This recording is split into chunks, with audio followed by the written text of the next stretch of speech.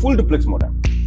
In full duplex, since it been recorded, let me talk about it again. In simplex transmission, just one way. It's just like your cable television, so there are no chances of any collusion. In half duplex transmission, since it's both ways, there are more chances of collusion. And if we talk about full duplex transmission, which means that it's going and coming back at the same time, okay, there will be obviously at the same time no chances of your collusion. I'll just talk about this. Why? Because when we give an example of full duplex transmission, we talk about switches over there. Okay, this happens through switches. Now, the good advantage of switches is, and the difference between switches and hub is, you do know is that hub basically are dumb devices. What hub does is that it sends the data packets to all the computers or all the terminals or all the devices, whatever we talk about. So since a hub does not see that I have to send the data where, at which time, so obviously, even in full duplex transmission, if a hub is being used, you will have chances of collusion.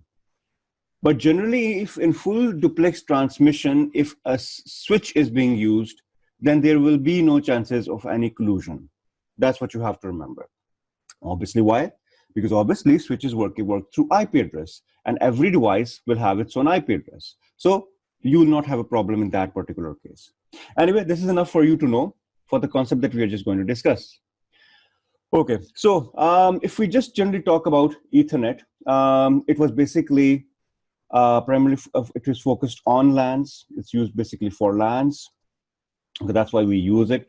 The standard basically has evolved over the years, more than 3.5, 4 decades back. It started with the standard Ethernet protocol. Then we had the fast protocol. Then Gigabyte came in.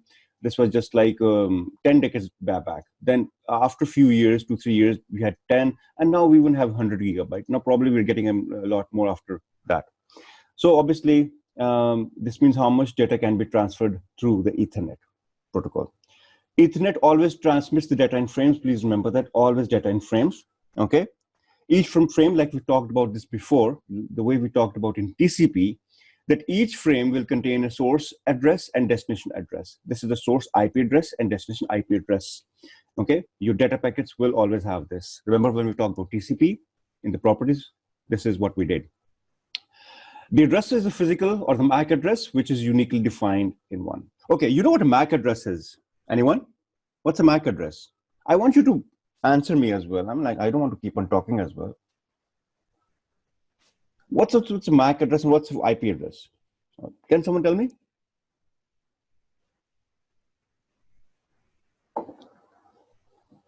Yes? Anyone?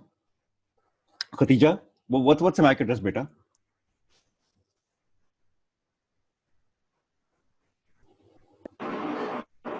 IP is Internet Protocol address. Right. And MAC?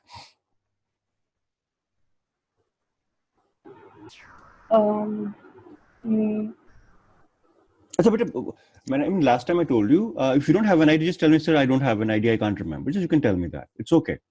Okay. It will just take me one more class to know where all of you stand with the previous lectures. Anyone, Noor, you want to tell me what MAC basically is? Well, I keep on talking about MAC addresses, and what are MAC addresses? How are they different from IP addresses? I can't recall, sir. Sorry, beta, you can't recall. Nimra, any idea, beta, what MAC address is?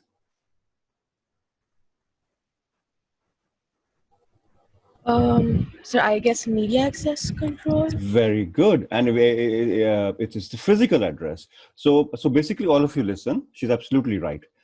Media access control basically is a physical address. Every device that is on the network. It's your phone, it's your latest printer, not all the printers, please, okay? If your printer has a Wi-Fi built in, if your scanner has a Wi-Fi built in, okay?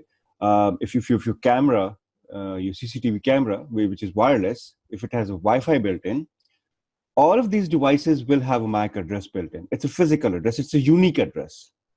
Now, your MAC address, basically hexadecimal, 16 character codes. Okay. Now, why do they have hexadecimal? Because obviously they wanted to have a lot of combinations. Lots of devices on the planet Earth. So they want to have something unique. Okay, and has to be unique. So a MAC address is a physical address which is embedded, printed on every device. Okay, an IP address is a physical address that can change. Okay, we'll talk about this later on in detail. Right now, that's all what you should know. So MAC is physical, IP is virtual. Okay, that's all what you should know. Now, there's another terminology which is explained in your book as well, but I'll try to explain it in much more better way, which is your CSMA and CD, which in the papers they have discussed it before, twice or thrice. It's important for P3. Now, basically, this is known as your carrier sense multiple access with collusion detections. So your carrier sense and multiple access means, let me just explain you in simple words. What happens is when your data packets, let's say in any topology, we can talk about bus topology, even star topology, you are going to send a command, a print command, someone else is going to send a print command on a LAN. What happens is, if there is no carrier sense detection, what will happen is your data will collide with someone else's data while it's going towards the switch or while it reaches the switch. Now we have to detect that once you send a signal, once you send the data packets, they are detected over the network. This is done through the NIC, your network interface card. Network interface card basically is what?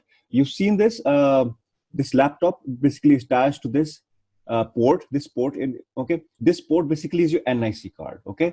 I know you know it, but still let me show you. So your NIC card basically, this one, this has your Ethernet port. So your Ethernet port gets attached to your NIC card, and this is how the transmission goes to your PC switch. Okay, so it's a port. We call it a port because data gets transmitted through the Ethernet. So it's known as a port as well. It's physical and it's virtual as well. So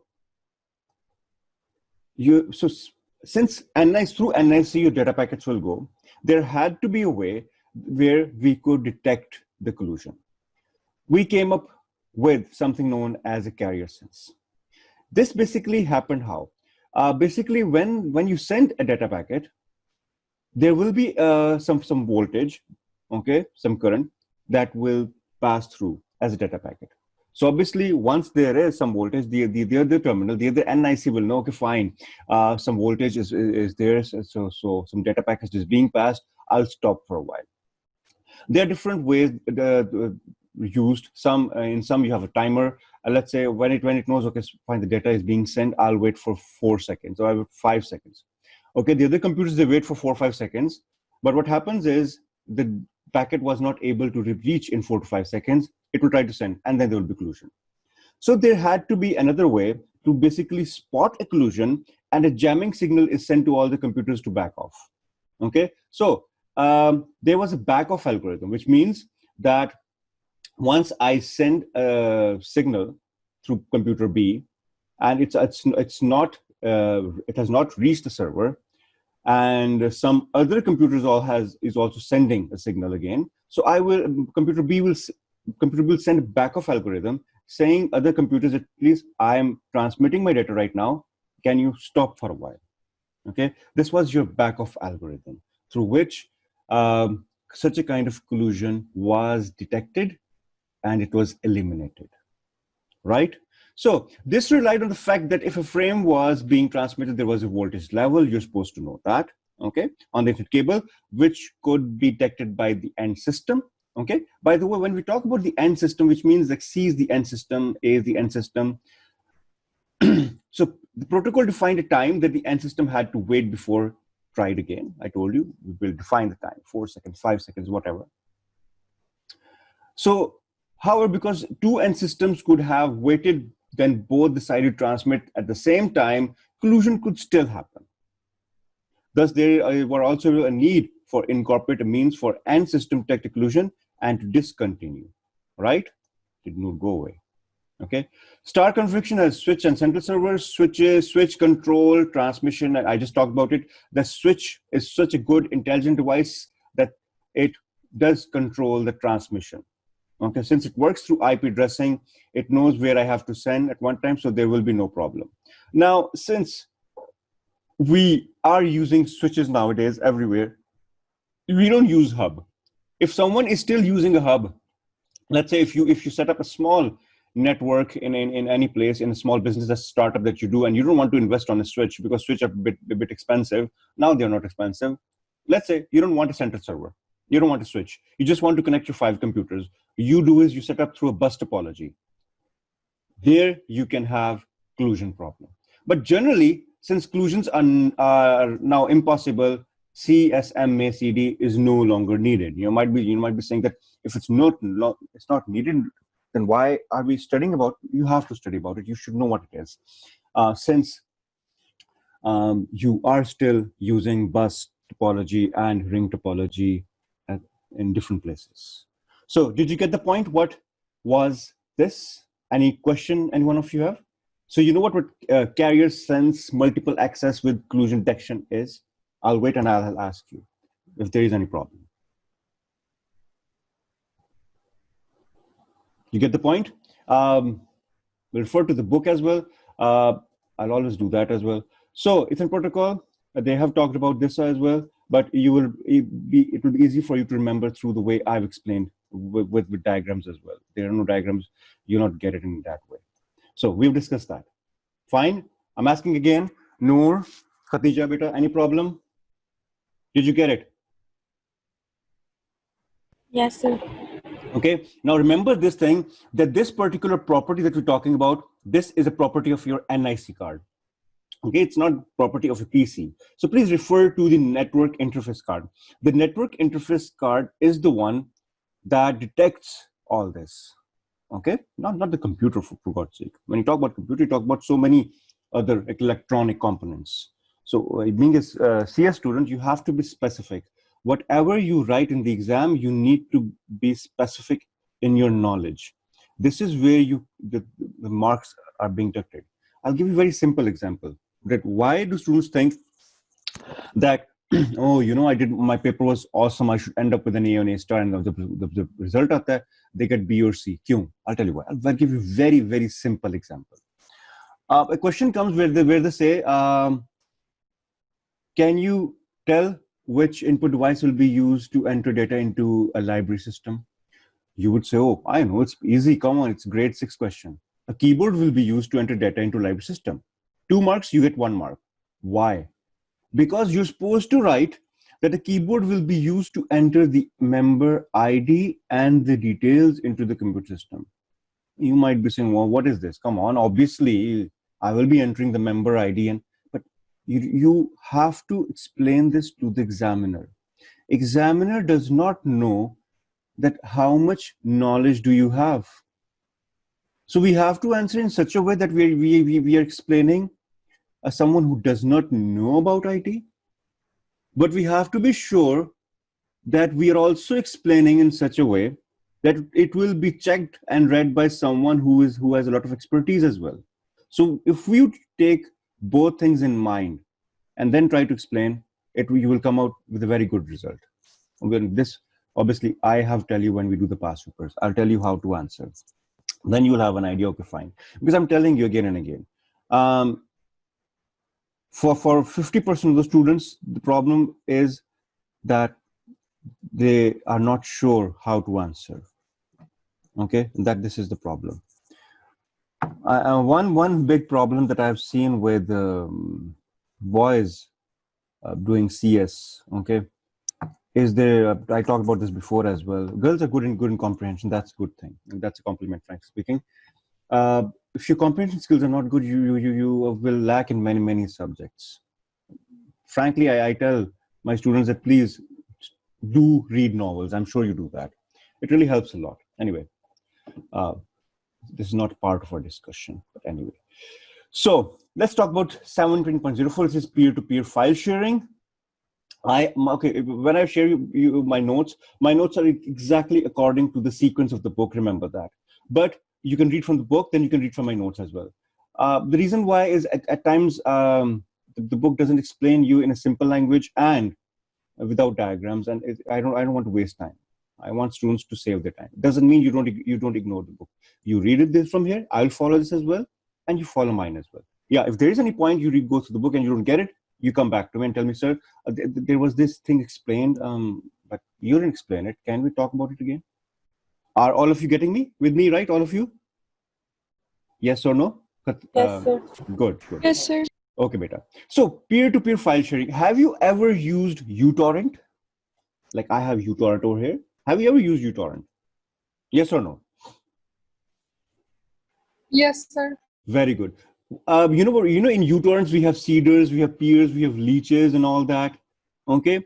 So obviously torrents are something really good, but obviously torrents ethically they're not legal. They're illegal. Okay. In some of the countries, many of your ISPs, the internet service providers, they do not allow torrents to be used. They block them. Okay. But since information has become so common, and since you can't stop it now, because if the ISPs they start blocking uTorrents, the overall speed will decrease. But that's a different topic. We're not discussing that. So peer-to-peer basically means that my computer and someone else's computer who has uTorrent installed, I have uTorrent and someone there in Africa has uTorrent installed as well, and we are sharing some file, we will be just like peer-to-peer, one-to-one connection. Now, this is very interesting thing. Now, this basically does what? It helps the computers to become the server and the client. So why server and the client? I'm telling you, because the server basically means that you're serving. When you visit any website, what happens is that you send a request to the host server, which is anywhere around the world, and that server gives you a copy of the homepage of that website. So the server serves it. It gives a copy to one person, 2, 3 different. So if 1,000 people visit it at the same time, 1,000 people get a copy from the server, right? Okay. So server basically serves, the client gets the data, and all this information goes through HTTP, TCP, and IP, and all that. The story begins all over again. They're all interlinked. So what happens is, I know, frankly, I wish school does open up. I have a board in front of you. I can explain that way. I know it doesn't find interesting for me as well. I usually don't teach like this. Ajeeb sa lagta hai. Anyway, so what happens is, again, let me explain again. You are basically, when you download a file from a uTorrent, let's say any movie, okay, let's say I've downloaded Back to the Future. So someone else wants to download that particular movie, Back to the Future. So basically, you become the seeder. Now you will be giving all these bits and bytes of pieces of that movie to this person, this person, this person. You might have noticed something, that once you've downloaded the movie, the uploading starts as well. Now you might have noticed one more thing, that the speed of downloading was more and the speed of uploading is less. Why is that? Because it doesn't matter. Because the other person who is downloading Back to the Future from, let's say, 20 different people, that person is probably getting 10 MB from one person, 10 MB, 10 MB. So 10 multiplied by 20 is basically 200 MB. So 200 MB, fine, not bad. So the person is getting 200 MB of data from these people. So the more seeders you have, you'll always go for that torrent. Am I right or not?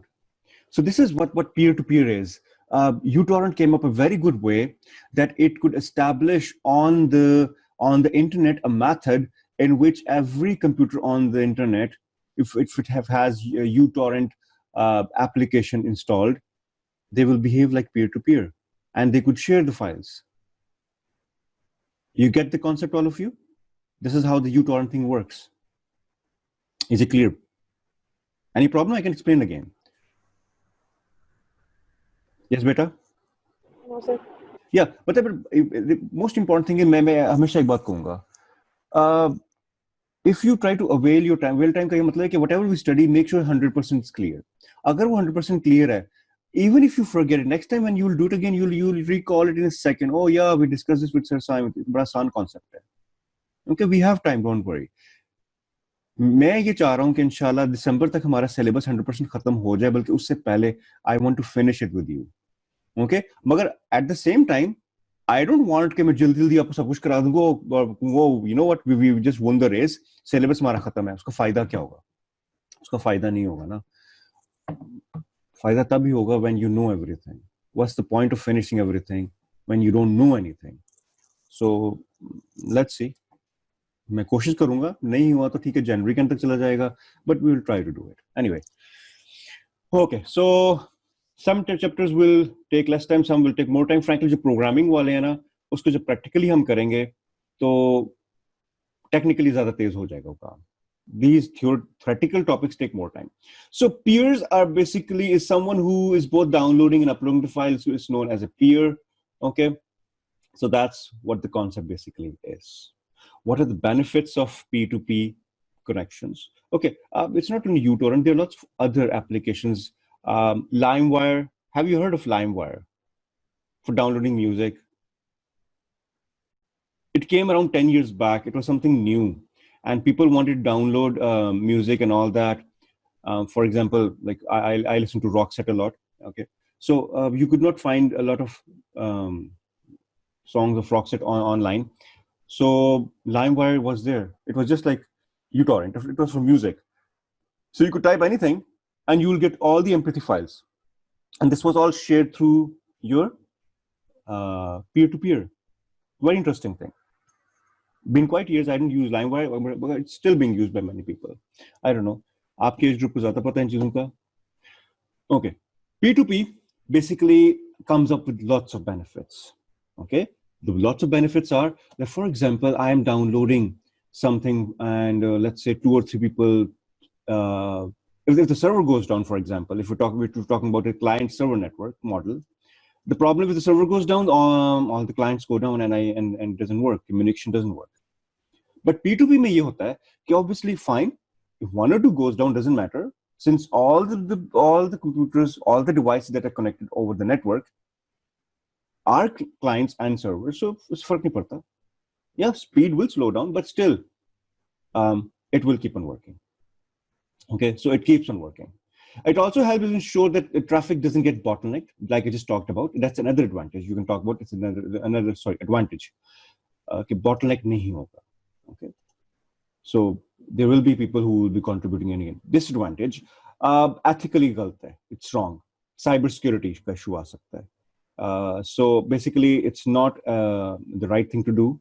Okay, copyright issues can become an issue for all of you. So that's why these are the points that basically are the biggest disadvantage that we could say. And at the same time, P2P and malware. P2P में there are lots of possibilities of malware being passed over. क्यों? Because obviously you are being connected to someone's computer. You don't know what type of viruses, malwares, worms that might be there. Okay, people are uploading any type of application. Okay, and maybe mistakenly, just for fun, you want to download Adobe Photoshop and Adobe Photoshop. Frankly, it's known as Adobe, but I like calling it Adobe. So what happens is, you are downloading that software, but someone uploaded something else within that. There's a worm inside that. So obviously there are lots of chances of malware. Achha, by the way, do you know what's the difference between a malware and a virus? Just general discussion. Anyone? Khatija? Malware and a virus, what is the difference?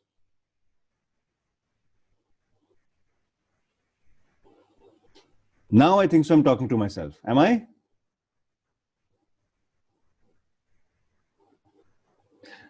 पहली बात ये कि where is the 4th student? What's her name? बेटा क्या नाम है उसका? Khatija, Nimra, Noor. Who was the 4th student? 5th class में? Zamna. Sir Zamna. Where? Any idea where is she? Why is she not here today? Any idea? No, sir. No. Are you friends with each other, all 3 of you? You know each other, right? Yes, sir. Because at times what happens is that in a subject class, the students who sit down who don't even talk to each other. So I will say, why is that so? Okay, good. So I just forgot what I was saying. So that was very clever of you, all of you. What was I saying? I was asking question. And what question was it? Difference between malware and virus? Thank you so much. Can someone answer me that?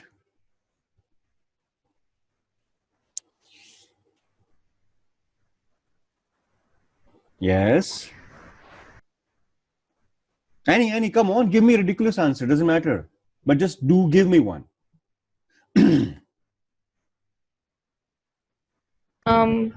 Malware. Virus is type for malware. Exactly. Who was that? Khatija? And Nimra. Nimra, very good. You spotted the answer. She's absolutely right that virus is a type of malware. Got the answer. Keyword. See, examiner will know what she's saying. Well, malware is a generic term that includes viruses, it includes ransomware, it includes your pop-ups, it includes your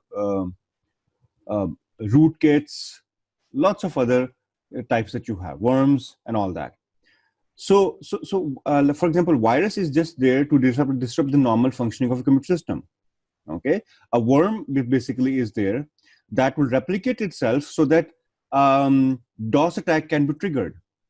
Okay, a rootkit is there so that it could disrupt the admin properties of a PC. Okay, so it gets control. A rootkit basically gets control of the admin rights of a system so that it could disrupt the normal functionality of any system. Anyway, this is a separate discussion. It's just that it came in my mind. I wanted to know what that is. And there was another topic that since it's I have mentioned it over here and we should know it. It is denial of service attack. You know what DOS attacks are? Denial of service attack. DOS attacks basically are what? Very interesting thing. Well, 2-3 years back, just 1 month before the exam, my one of my website was attacked through a DOS attack. What happens is when someone attacks your website or the server through DOS attack, a set of viruses are triggered, or worms are also triggered, that will basically send so many requests to the server. A server can obviously fulfill particular number of requests. It's not unlimited. Maybe 1,000, maybe 100,000 requests per second, but there's always a limit. तो उससे क्या होता है? If, for example, if right now, if I open up Photoshop, Illustrator, Animate, and 2-3 other softwares, I keep on opening them up, and I just have like 2 GB RAM. So what will happen is my computer will get stuck. Why is my computer getting stuck? Because I am asking my processor to process a lot of information, and it can't do it. It has to wait. The same thing happens with servers which are remotely there. बात तो वही है. होता यह है कि you create such kind of worms that give so many requests to the server again and again. A bar request दे जाओ server को. Server कहेगा okay fine, I cannot. I'll give you an internal error 504, which means internal error 504 का मतलब ये है कि I cannot fulfill your request anymore and your website is down. It's one of the most